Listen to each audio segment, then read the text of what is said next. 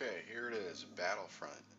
It's just gone into a big old open beta, and if you have a PC that can run it, or one of the new consoles, you can jump in and play right now. Obviously, this is going to be outdated in a matter of time, of probably a few days. I don't know how long the open beta is going to be for, but my main reason isn't really to dig too deeply into the game. I really just want to talk about the graphics and what kind of PC you need to run it. My the PC I had been recording videos on up to now basically died on me. I don't know if it was the power supply. I don't know if it was a USB problem. I'd always been getting overheat warnings on it, and I was just tired of it. And I had enough money to buy an upgrade. Usually I go cheap when it comes to upgrades. I'm just cheap by nature. I hate doing it. But this time I decided not to hold back, and I went. Well, I held back a little bit, but I went to a higher, much higher grade PC. My old PC had a Pentium, or not Pentium, Intel i3 CPU. I don't remember all the designations. Just it wasn't the top grade CPU. So I went ahead and looked on Amazon, and I found a good deal, at least in my opinion, because I didn't feel like buying a CPU motherboard combo and going to all the trouble to perform the PC surgery of opening a PC up and taking the old stuff out, screwing in the new stuff, all that jazz. You know, it's just I've done it a million times. I kind of enjoyed it a little bit, but I just didn't feel like doing it this time. I wanted a pre-built tower, and I just didn't want to mess with it very much. I'm going to put a link to it on Amazon so you can look it up. One of the big problems when you're looking for a performance PC is generally they're divided. PCs are divided into two categories. You've got sort of a business application PC, and you've got a gaming PC. And to get a combination of raw power and, well, raw power basically from the CPU usually means you're going to have to pay for a video card as well. And I'm just talking about the prepackaged towers that you can get. And so I already had a pretty good video card. It's a GTX 750 Ti, which I'll have a link in the description for that as well. And I really like the 750 Ti because it has a very low power draw. And I bought it last year, and it's still a good card. So I was like, because one of the common issues of buying a non-gaming PC is the power supply is usually too weak to handle a good video card. But the 750 Ti has a low power consumption and good graphics output. So I was like, okay, that's what I'll do. I'll buy this, what's basically meant for business applications and just your generic, home stuff, whatever most people do on PCs. But it has an i7 CPU. That's really what I was looking for. I wanted an i7 built into a tower, but I didn't want to have to pay for a video card as well. And some of the stuff that they put in gaming PCs, besides that, I just think is a bit overkill. Like there's the solid state drives people like to use to boot up. Well, I can wait for a computer to boot up. It's not a big deal. And solid state drives have such a small capacity that I just don't like to mess with that. So, I mean, I guess the way I'm putting this is that you can buy a reasonably priced PC ready for gaming, ready for a cutting edge game like Battlefront, and run it well, and not have to spend $1,200 on one of these pre-built gaming PCs that has a lot of stuff that you just don't need, in my opinion. And most of us are on a budget. I'm always budget conscious. I could spend more, but I just don't need to. And so, anyway, and just disregard my crappy gameplay. I'm not too good at first-person shooters, and this is completely new to me. So I'm just playing and having fun and just enjoying the Star Wars-ness of it all. But so anyway. I just got this PC and just 2 days ago, and it's up and running. It's running great, no problems at all, apart from the fact that it has Windows 8. But I'm working on getting Windows 10 upgraded. Hopefully, going to have it done in the next couple days because it's crappy. There's Luke Skywalker. That's I love it. Love it. It's they did such a good job on this. As far as how this game, and I guess that's enough about the PC. You can see the performance, you can see the quality, the graphics.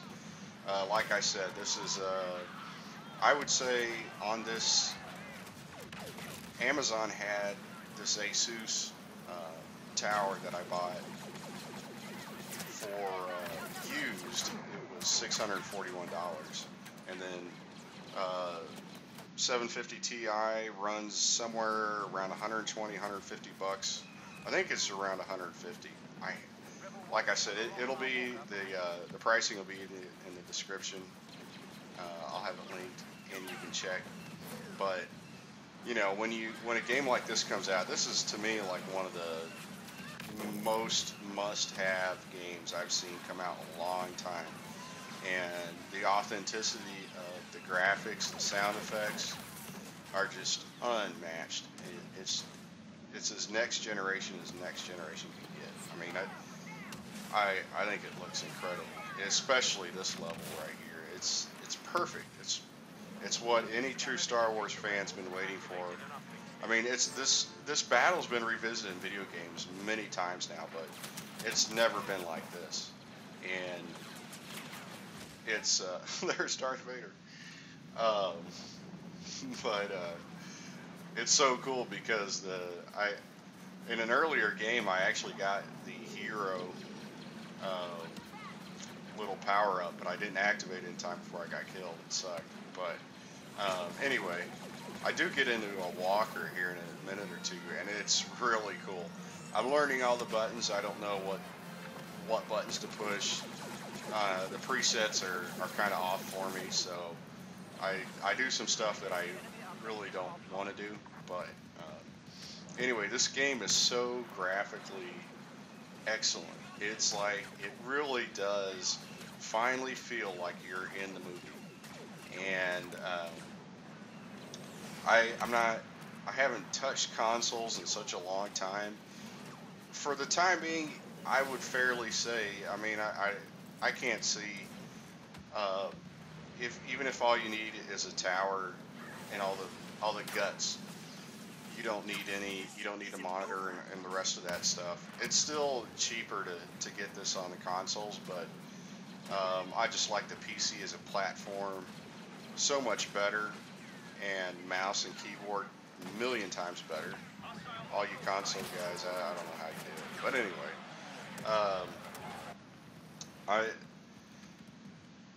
I'm just the whole presentation of this game is outstanding.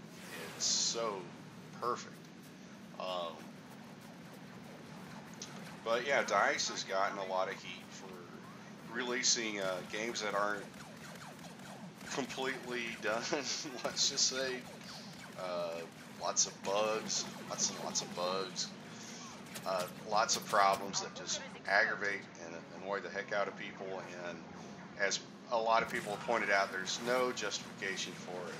You just can't. You're given a huge budget. You've got a big time publisher. You know, your reputation is on the line every time you produce a game. But I will say that this game is just running excellent.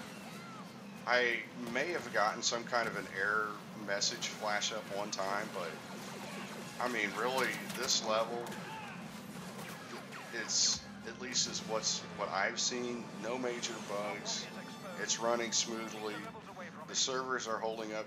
I know there's got to be just zillions of people trying to get on and play, and it's optimized graphically. That's what I was kind of worried about the most. Was just, yeah, the graphics are great. What's it going to take to run it? And it doesn't take the most high-dollar PC to run it. It doesn't take the best graphics card to run it. I have it on Ultra. As far as I can tell, everything's maxed out. I could be wrong. It may not be running at 60 frames per second. I didn't run the FPS counter, but I would say, oh, and RAM. I didn't talk about RAM. I only have 8 gigs of RAM, so not a lot, but it's obviously holding up really well. And there's a lot of players, a lot of stuff going on. It's not like this is a small engagement here.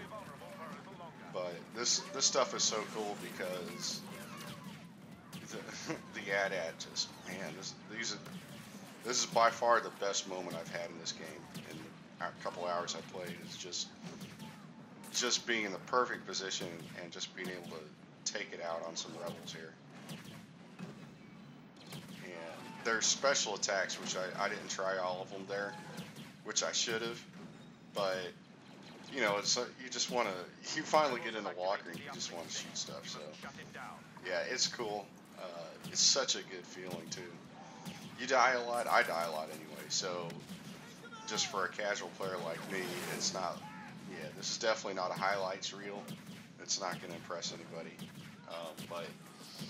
But anyway, I just wanted to talk about the PC I just bought and how much money you can realistically get into this game and get good graphics out of it that are as good as they need to be, at least in my opinion. So, I mean, if there's some stuff that's not running at the best, I mean, maybe you can let me know. But yeah, this was done in 1920 by 1080p. Like I said, I mean, if it can look better, great. I'll see if I can do it. But I think this is all on Ultra. I don't really have much more to say about it, except for I can't wait till it actually launches. It looks great, it feels great, it sounds great. It's at a new point where it's not even so much about winning and losing and getting a lot of kills, just as much as it is just participating in the game. I guess the only criticism I have about it is in all of EA's Battlefront series, maybe it's DICE, maybe it's EA, I don't know who the culprit is here, but I guess DICE. It's always been DICE, but the controls of the flying ships, that TIE fighter you see strafing around, getting inside those things and flying them in any kind of way is just not easy. The controls just have never been intuitive for me.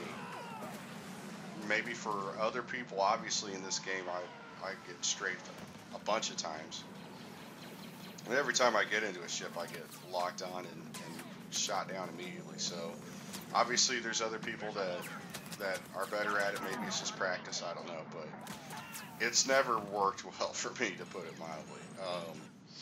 I don't have any footage, any flight footage in here, but it's something that, you know, it does have cockpit controls and stuff, but just the way it moves and your view of the battlefield feels so distant that it's almost like when you get into a ship and fly, you can see walkers fine, you can see the basic environment and the battle that's going on, but it's extremely difficult, at least for me, to see actual troops on the ground that you're kind of wanting to look for. But I think part of the problem maybe with this map is if you play the Rebels, there's going to be lots of vehicles to shoot at. Usually there's going to be AT-STs, there's going to be walkers, but if you play the Empire, there aren't any rebel vehicles to shoot at.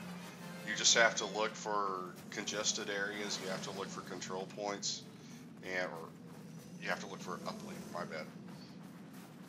But it seems like it's a lot harder when you're playing as the Empire on this map to look for targets and really make the most out of those TIE fighters.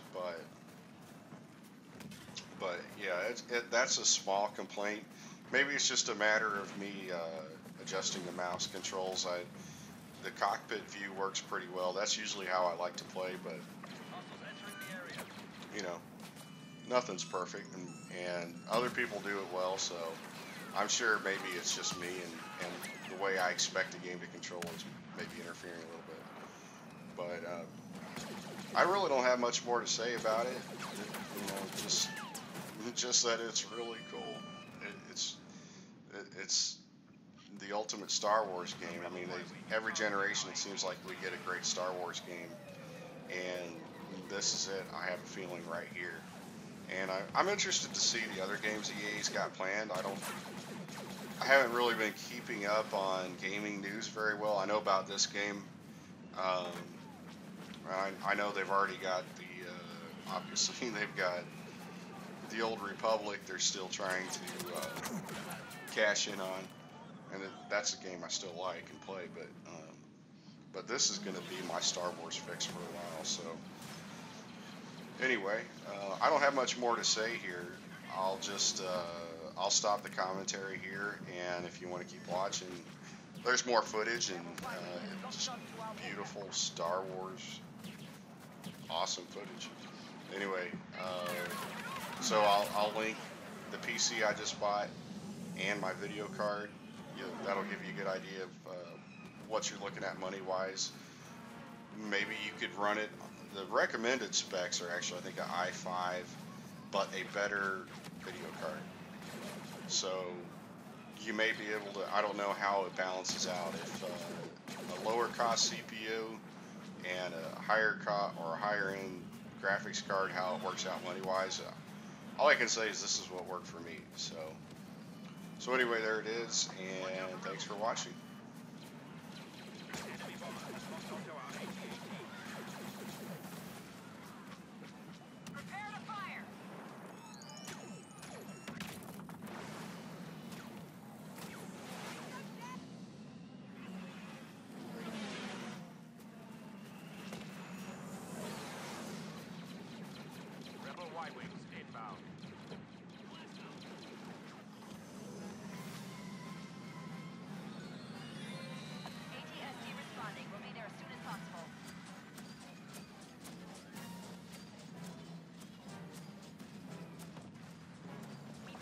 Walker.